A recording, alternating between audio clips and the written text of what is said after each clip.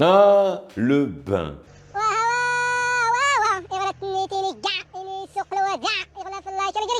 Après une bonne journée de travail, après des travaux, ou le matin pour se réveiller, avouez que rien de tel qu'une bonne douche, voire un bon bain. Il est récent dans l'histoire, le bain pour tous. Autrefois, on se baignait peu, voire pas du tout. Du bain qu'on offrait à son invité du Moyen-Âge pour l'honorer, à la toilette sèche de Louis XIV, en passant par l'invention de la salle de bain, finalement le bain, c'est une histoire à lui tout seul.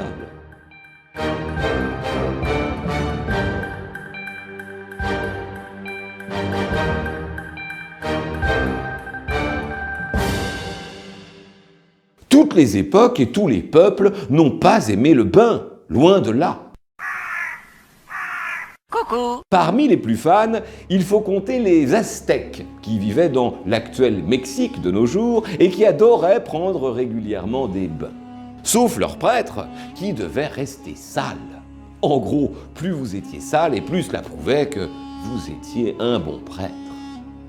Chez les Romains, le bain est un sport national.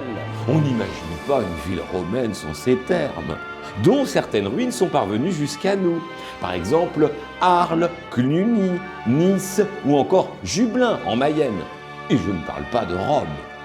On s'y retrouve entre amis, on tape la discute, on peut être massé, on passe par le sauna d'abord, par une piscine d'eau chaude ensuite, avant de finir par le frigidarium, la piscine d'eau froide, très froide, qui vous donne un bon coup de fouet avant de repartir. Avec les invasions barbares, fini les termes. D'abord ils sont détruits et ensuite on a bien d'autres chats à fouetter que de se baigner.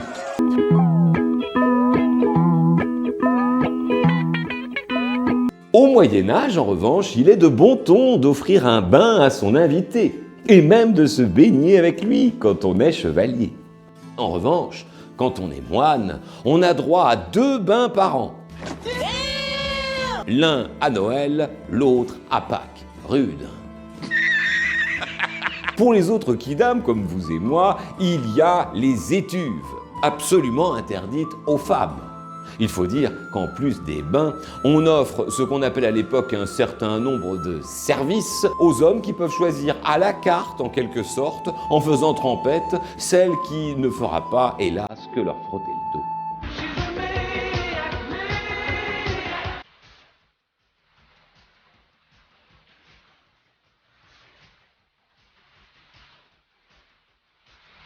La Renaissance déteste l'eau. On parle des miasmes et on pense qu'ils peuvent entrer plus facilement quand l'eau est propre et que les pores sont accessibles. No, baby. We can have a lot of fun. Non, les pores, pas les porcs. Ben non, pas ceux-là, non. Sinon j'aurais parlé de porcs pendant qu'on y est, ou même de porcs. Enfin. L'époque de Louis XIV invente ce qui plairait beaucoup à nos ados, la toilette sèche. On ne se lave pas vraiment, mais on change de chemise plusieurs fois par jour et on se parfume en y allant franchement. C'est au milieu du XVIIIe siècle qu'on commence à aimer se baigner en France. La salle de bain n'existe pas encore. On parle plutôt d'une baignoire, souvent une sorte de baquet en bois, dans lequel on peut se baigner en chemise et qu'on déplace un peu où on veut dans la maison. Certains finiront très mal le bain comme Marat. L'une des plus anciennes salles de bain de France est celle de Louis XV, créée pour lui à Versailles. Celle de Marie-Antoinette existe encore. Ceci dit, c'est le luxe d'une petite poignée de gens. Pour beaucoup de Français, il faudra attendre la fin de la Seconde Guerre mondiale pour voir arriver le bain pour tous. En 1970, par exemple, un peu plus de la moitié seulement des Français possèdent une salle de bain véritable. Il faudra attendre la fin du XXe siècle pour que le chiffre atteigne 100%, ou quasiment. De nos jours, le bain reste un luxe dans certains pays où l'eau est rare.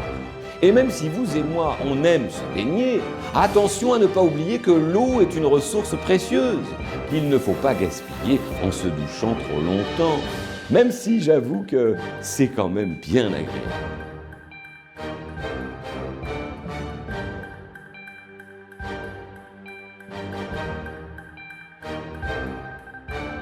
Bye.